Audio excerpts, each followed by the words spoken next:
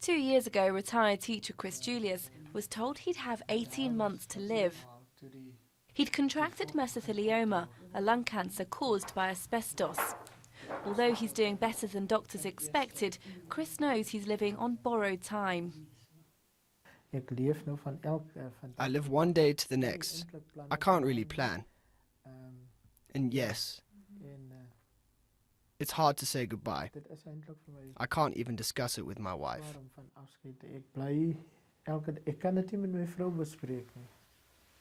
Chris's mother-in-law died from the disease, as did his 26-year-old nephew.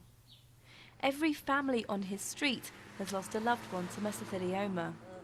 That's because the town of Prieska in South Africa's remote northern Cape has been contaminated with the cancerous fibres ever since asbestos mining began here in the late 19th century. The fibres were used as insulation. No one then knew how dangerous they could be. British mining firm Cape plc pulled out in 1979. Thousands of miners then took the company to court, winning their battle for compensation. But for many, it was too little, too late. Really, it was completely insufficient. And then apparently the company went bankrupt, there was no more funds available. But somebody must take responsibility for this.